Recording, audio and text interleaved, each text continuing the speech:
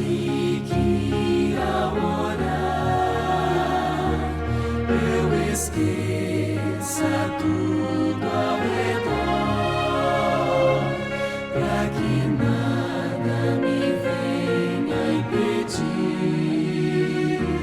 do teu trono a graça fluir. Vem, meu ser, transformar pelo amor que do alto te manda, Senhor. Possam todos os que aqui estão bem unidos estar em oração. Vem, Senhor, elevar os que diante de ti hoje estão em espírito de oração, procurando o mundo deixar. Vem, meu ser, transformar pelo amor e do alto de... Olá, minha querida Primeira Igreja Batista em Éden, meus queridos irmãos, meus amigos, estamos juntos e nesta semana estamos estudando como vencer, como posso vencer o desânimo. E então nós estamos conversando sobre isso, estudando no livro de Neemias, capítulo 4, e como a gente pode vencer o desânimo. Então é a minha oração que Deus nos abençoe, que a gente possa realmente ficar mais animado em cima desse momento que a gente está vivendo aí, sempre as ameaças de uma segunda onda e tal. Então nós precisamos nos reanimar. Então nós vamos ver, continuar vendo, e nós estamos vendo nessa semana, quando Neemias no capítulo 4, ele mostra 4 causas para o desânimo e mostra também 3 antídotos, 3 remédios, 3 motivos para a gente vencer o desânimo. E hoje então, quarta-feira, é o terceiro estudo, nós vamos continuar fazendo essa reflexão nesse capítulo 4 de Neemias. Nós vimos que o primeiro problema que nos leva ao desânimo é o cansaço, é a fadiga, então você fica extremamente cansado. O segundo é a questão da frustração, quando o povo lá em Jerusalém viu aqueles entulhos e aqueles problemas, e então eles ficaram desanimados. E então vem então a questão da frustração. Hoje nós vamos ver o fracasso. Nós vamos ver a questão do fracasso, tá? Então, o cansaço, a questão do entulho e a questão do fracasso. Vamos orar? Pai querido, louvado seja o Teu nome por esse momento em que conseguimos separar para estarmos aqui meditando na Tua Palavra. Eu peço que o Senhor me abençoe as pessoas que estão me acompanhando, de que todos nós possamos nos alegrar na beleza, no poder, na simplicidade da Tua Palavra, Pai. Fala ao nosso coração e abençoe cada pessoa que está me acompanhando, e abençoe as famílias que estão me acompanhando. Pai, abençoe cada um. Fale ao coração de cada um, em nome de Jesus. Amém. Amém. Então, no capítulo 4 de Neemias, no verso 10, nós lemos o seguinte: Então disse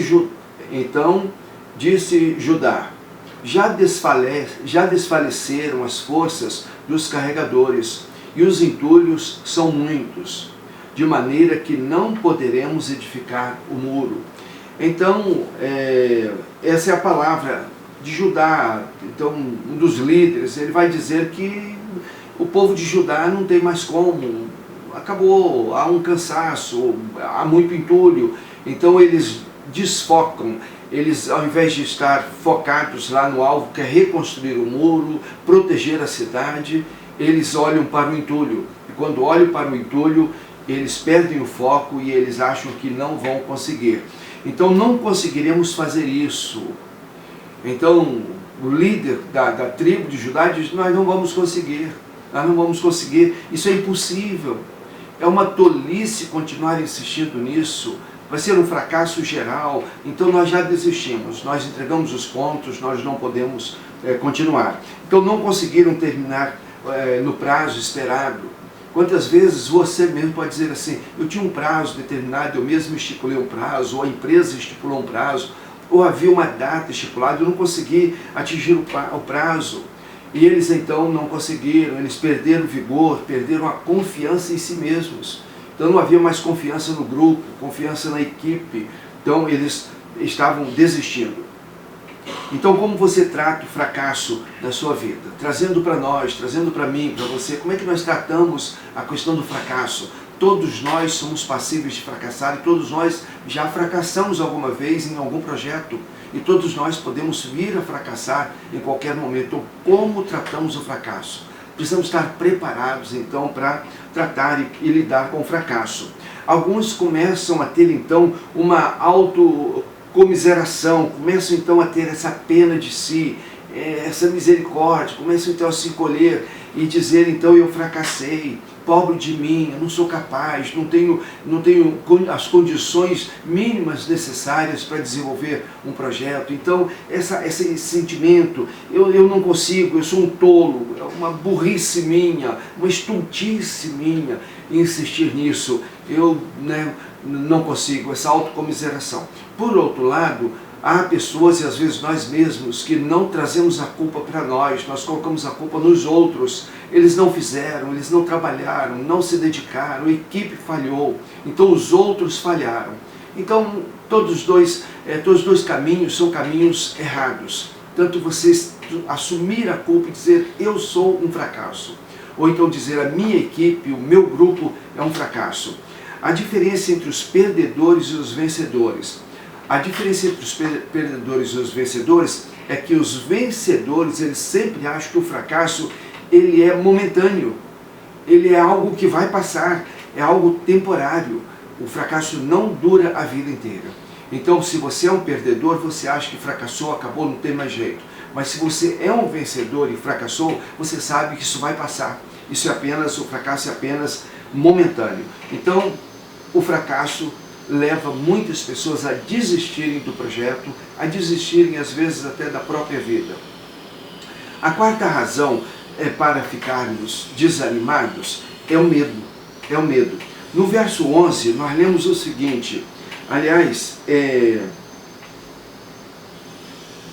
verso 11, Neemias 4, verso 11 é assim, disseram, porém, os nossos inimigos, nada saberão disso, nem verão, até que entremos no meio deles e os matemos. Assim faremos cessar a obra. Então os inimigos, eles fazem essa ameaça. Nós vamos entrar, nós vamos nos infiltrar. Quando eles perceberem, nós já estamos no meio deles e eles serão então mortos, assassinados. Então houve um medo. O povo ficou aterrorizado. Havia então aqueles que não queriam que o muro fosse construído. Porque se o muro fosse reconstruído, isso daria segurança a Jerusalém. E os inimigos não poderiam entrar e sair a hora que eles quisessem. A cidade estaria fortificada, a cidade estaria segura. Então há aqueles que não querem a nossa segurança, há aqueles que não querem a sua segurança. E eles vão fazer ameaças. E eles vão dizer que você não vai conseguir, e eles vão então ameaçar você, eles vão colocar medo em você. Então o medo é uma das causas do nosso fracasso e de nós então ficarmos desanimados. Os nossos inimigos, o que eles fazem? Primeiro, quando eles percebem que você está levando a sério uma causa, e você está indo na direção de um alvo, e você vai ser bem sucedido, eles começam a desenvolver algumas circunstâncias para te amedrontar e fazer com que você desista daquele alvo. Primeiro, eles começam a te criticar.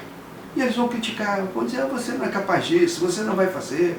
E eles vão dizer que você não tem habilidade, eles vão ridicularizar você, ou de você, eles vão rir de você, eles vão dizer que você não tem a mínima habilidade, eles vão ameaçar, e aqui então veio a ameaça. Então ameaças, e eles disseram, olha, nós vamos nos infiltrar, e quando eles perceberem, eles já estão mortos. Eles vão ameaçar. Então ficaram desanimados, por quê? Porque ficaram com medo. Então o medo leva também ao desânimo. Então quem ficou com medo? Quem ficou com medo? quem morava perto deles. O texto diz assim: e os nossos inimigos diziam, aliás, o verso 12, vamos ver o verso 12, que diz o verso 12. Quando os judeus que habitavam na vizinhança deles, 10 vezes nos disseram, de todos os lugares onde moram subirão contra nós. Preste atenção. Quando os judeus que habitavam na vizinhança deles. Então, quem trouxe o medo, quem ficou aterrorizado, quem veio e contagiou a equipe, foram aqueles que moravam perto deles, aqueles que conviviam com os inimigos. Aqueles que moravam perto, nas proximidades, eram vizinhos dos contrários, da oposição. Então, eram eles. Então, quem ficou com medo? Quem morava perto deles. Foram contaminados pelos inimigos, foram contaminados por aqueles que não queriam a reconstrução dos muros, foram contaminados por aqueles que não queriam que Jerusalém se tornasse novamente uma fortaleza, ficasse protegida. Então, esse relacionamento com pessoas negativas, com pessoas contrárias, com pessoas que não querem o bem da igreja, não querem o bem da sua família, não querem o seu bem, esse relacionamento vai colocar medo em você. E eles ficaram com medo por isso, por causa desse relacionamento. Então você tem medo dos que estão contra você, esses que estão dominando, e eles influenciam. Eles influenciam. Então você precisa ter cuidados. Então vamos pensar aqui. Medo que estão impedindo você de crescer. Quais são esses medos? Você tem que parar e começar a fazer uma introspecção. Olhe lá dentro, no seu raciocínio, nos seus pensamentos, quais os medos que estão impedindo você de crescer? Quais os medos que estão impedindo você de se desenvolver, de progredir nos seus conhecimentos, nos seus estudos? Quais são os medos que estão fazendo isso? Medo de ser criticado. De repente você não avança numa empreitada, num projeto, porque você tem medo de ser criticado, de zombarem de você, de te humilharem. Talvez medo de se aventurar em um novo emprego. Talvez até você tenha a oportunidade de mudar de emprego, de tentar um novo emprego, mas você tem medo. Medo de uma aventura, medo de um empreendimento. De repente há uma possibilidade de você empreender, de você talvez abrir um negócio, mas você tem medo.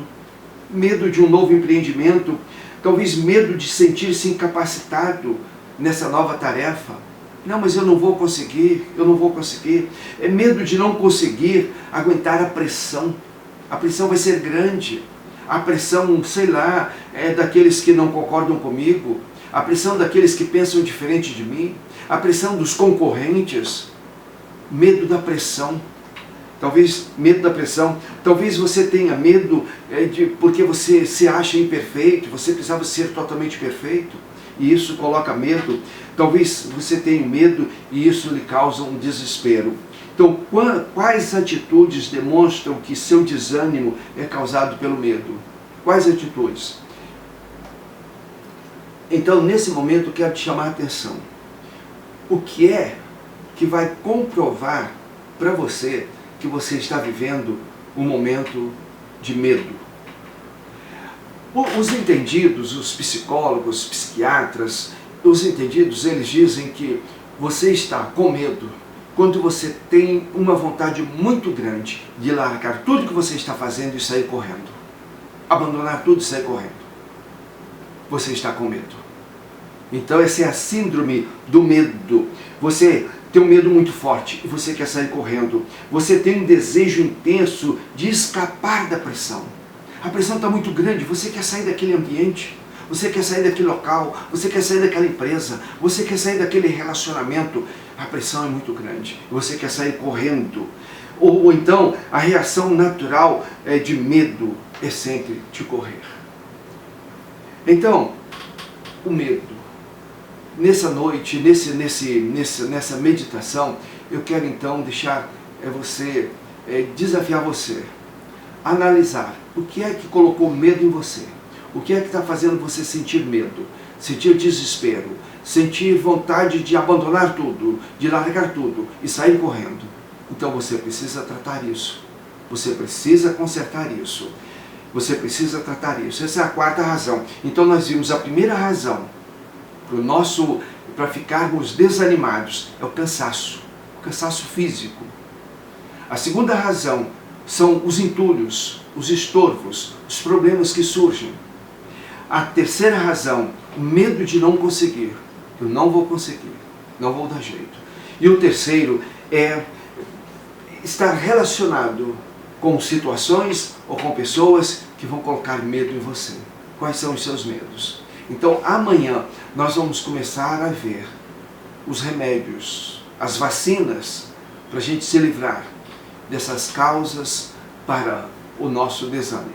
Que Deus te abençoe e até amanhã. Deus te abençoe e eu te aguardo amanhã. Vamos orar? Pai, muito obrigado por esse momento. Eu peço que o Senhor continue nos abençoando e esclarecendo aquilo que precisamos entender mais e melhor. Em nome de Jesus. Amém. Agora você vai ter o seu momento de oração. Se você está em família, como eu sempre digo, graças a Deus, ore em família, pelos pedidos que surgirem aí nesse grupo familiar. Mas tenha depois o seu tempo a sós com Deus. Quando você vai abrir o seu coração diante de Deus, vai colocar suas particularidades diante de Deus, seus clamores, seus temores diante de Deus. Eu quero pedir sempre, ore por você, ore por nossa igreja, ore pela sua família. E ore pela nossa querida cidade de São João de Meriti. Nesta semana vamos estar escolhendo o futuro prefeito, também os futuros vereadores. Alguns estão concorrendo à reeleição, vereadores concorrendo à reeleição, prefeito concorrendo à reeleição. Mas ore e peça a Deus direção para você dar o seu voto certo. Vote com a consciência. Vote então na presença de Deus.